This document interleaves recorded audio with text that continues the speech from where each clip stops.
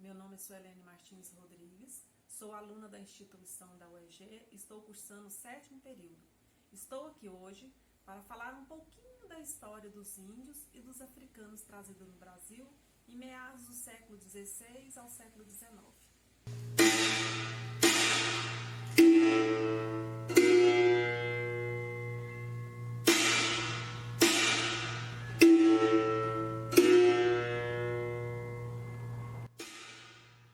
No nosso Brasil se encontrava uma floresta diferente de tudo que você já viu.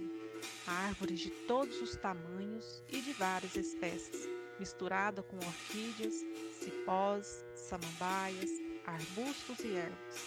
O chão se encontrava sempre molhado e era pequeno para tantas mudas. Elas disputavam espaços, sem falar nos enxames de insetos e a variedade de pássaros cantando. Os sapos, os répteis e mamífero que aparecia a cada passo dentro da selva, assustadoramente escura, pois apenas uns pequenos raios de luz conseguem furar a cobertura cerrada de folhas, galhos e flores.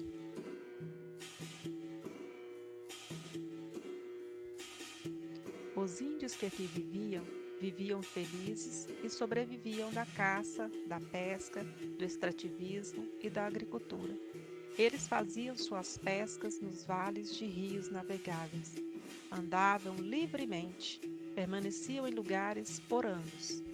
Eles tinham a liberdade de migrarem para outra região. Viviam em regime quase semi-sedentário. Suas aldeias abrigavam entre 600 e 700 habitantes. Tinham seus chefes de tribo, e suas aldeias eram formadas por ocas, habitações coletivas que apresentavam forma e tamanho variáveis. Eram ligadas entre si através de trilhas. Eles viviam livres e muito felizes.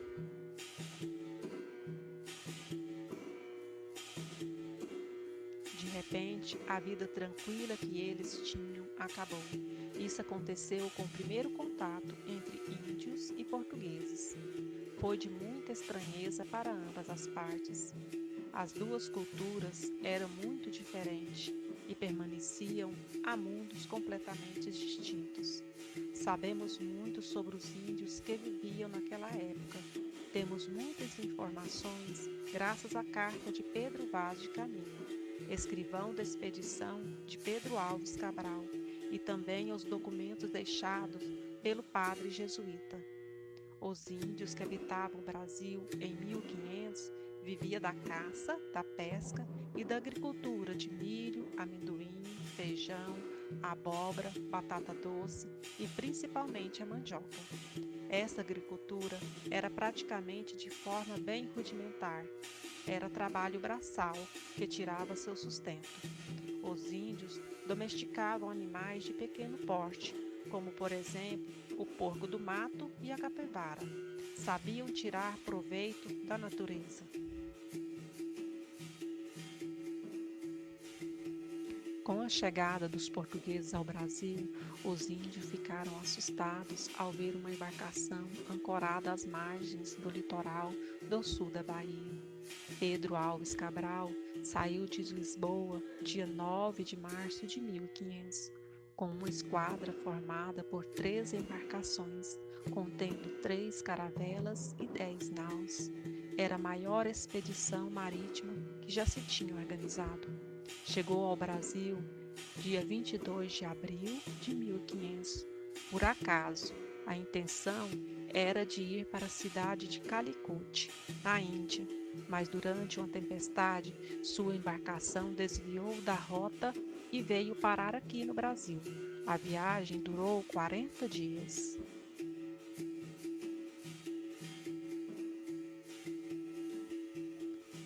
Cabral ficou deslumbrado com tanta beleza vista e quanta riqueza.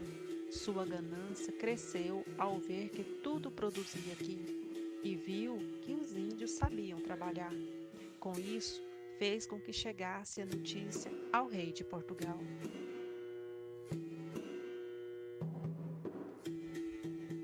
Foi então que sua ganância falou ainda mais alto e começou a escravizá-los. Os índios, que até então trabalhavam por conta própria, passou a trabalhar de sol a sol.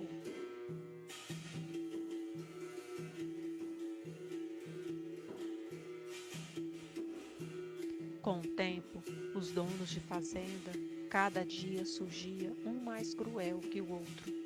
Os índios foram ficando poucos pela quantidade de mercadoria que eles queriam que eles conseguissem. Então, começaram a trazer os escravos da África. O tráfico negreiro foi uma atividade realizada entre o século XVI ao século XIX.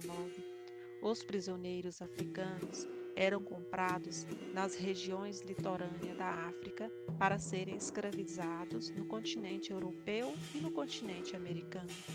Essa migração forçada resultou na chegada de milhões de africanos ao Brasil.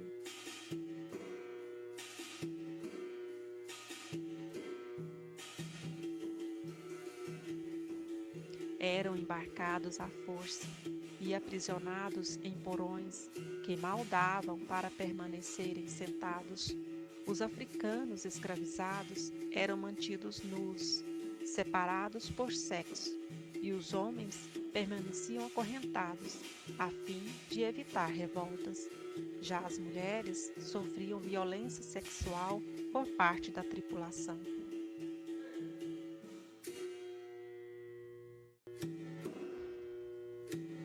Como já sabiam o trajeto para vir ao Brasil, eles começaram a transportar os negros que eram capturados na África. Em cada embarcação, colocavam de 300 a 600 negros. Eles eram tratados como uma mercadoria qualquer. Assim, os escravizados eram transportados nos porões dos navios, onde permaneciam presos em viagens que poderiam durar de 40 dias a 2 meses, até a chegada ao destino. Durante as viagens, houve uma crítica que os tumbeiros, nome dado aos navios que transportavam os africanos, por trazerem bactérias, pois o índice de mortalidade era alto.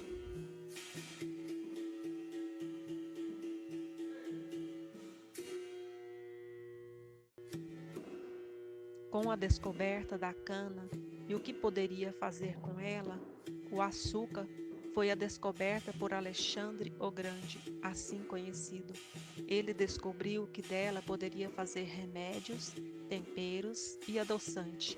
Eles fabricavam aqui no Brasil, pois aqui ela produzia melhor por ser uma terra fértil, e mandava para os portos de Antuérpia, Amsterdã e Veneza.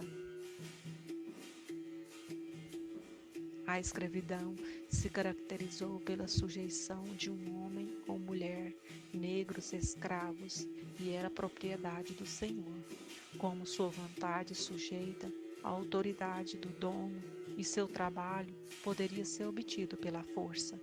Eles podiam ter vontades, mas não podiam realizá-las.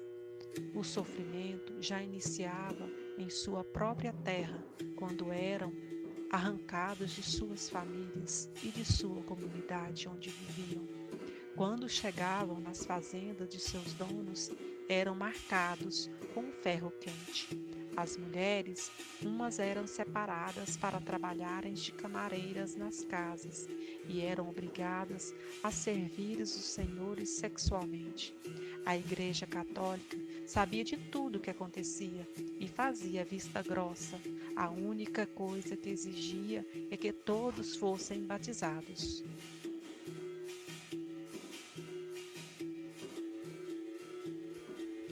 Entretanto, os africanos e os índios escravizados não aceitaram pacificamente a escravidão.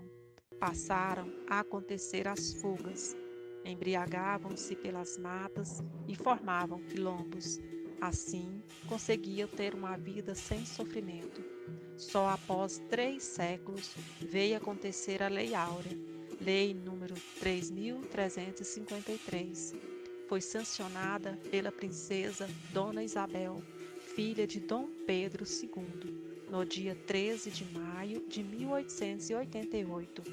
Durante 300 anos, ou seja, desde o começo da colonização portuguesa na América, A escravização de seres humanos na África foi uma atividade que trouxe grandes lucros para os portugueses.